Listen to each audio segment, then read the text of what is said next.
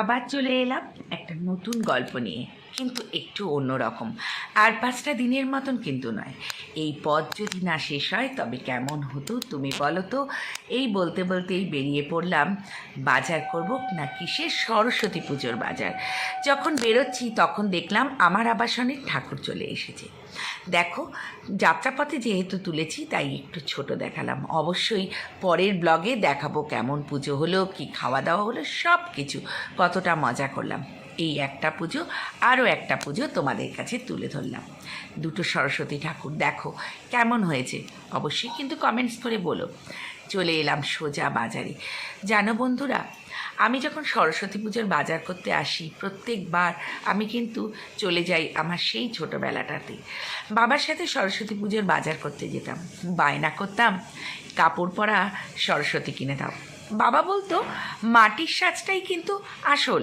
আমি বলতাম না, আমার কিন্তু শাড়ি পরালে মনে হয় ওটা ঠাকুর ঠাকুর, দাও না বাবা আমাকে ঠাকুর ওরকম কিনে। আর এখনকার দেখো ছেলে মেয়েদের সেইভাবে কিন্তু অতটা আগ্রহী দেখতে পাই না। তারাও বিভিন্ন রকমভাবে ব্যস্ত থাকে, তাই জন্য তাদের কাছে কিন্তু সরস্বতী পুজোটা আবার অন্য রকমের আনন্দ। আর আমাদের ফেলে আসা দিনগুলোতে একটু অন্যরকম। মায়ের টলটলে মুখগুলো সত্যিই অসাধারণ। এই যে শ্বেত পদ্মাসনে দেবী, একদম তাই। মা সবসময় শ্বেত বসন পরা, শ্বেত পদ্মে শোভিতা। আর কি সুন্দর মূর্তিগুলো, তাই বারবার করে তোমাদের কাছে তুলে ধরলাম। যেগুলো আমার চোখে ভালো লেগেছে আমিও আমার ক্যামেরায় সেগুলোকে তুলে ধরে নিয়ে এসেছি তোমাদেরকে দেখাবো বলে। তোমাদের কি এরকম কোনো ফেলে আসা সুন্দর স্মৃতি আছে যেগুলো সরস্বতী পুজোয় তোমরা কাটিয়ে এসেছো? বয়সটা বাড়ুক না, তাতে কি আছে, সেটা তো একটা নাম্বার। কিন্তু স্মৃতি তো স্মৃতিই হয় বলো। মায়ের কাছে কাপড় পরার বায়না, সাজার বায়না, আবার বাড়ি ফিরে বকুনি খেতে হতো, কারণ মায়ের শাড়িটা তো কোথাও ছিঁড়ে ফেলেছি। আর এখনকার ছেলেমেয়েরা হয়তো সেইভাবে শাড়ি পরার অতটা বায়নাই করে না, বা তাদের নিজস্বই শাড়ি আছে। আমাদের সময় তো মা কাকিমার শাড়িগুলোই আমাদেরকে পরতে হতো, তাই নয় কি বলো? তারপরে অনেক রকমের স্কুলে যাওয়া, আনন্দ করা, এই করতে করতে চলে এলাম আমার ঘরের ঠাকুরের জন্য একটু পোশাক কিনতে। দেখো উলের পোশাক, এগুলো আমি দেখেছি মা হাতে বানাতেন।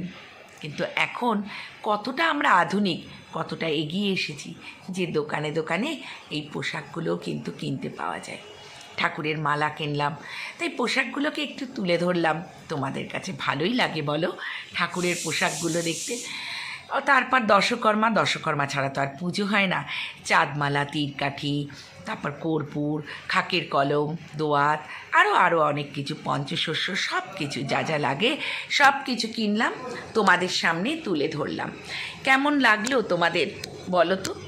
আজকে অন্য রকম নয়, কারণ প্রত্যেক দিনই তো থাকে রান্না বান্না, ঘুরতে যাওয়া, বা কোথাও রেস্তোরাঁয় খাচ্ছি, কিংবা কোনো মেলা, অনেক কিছু।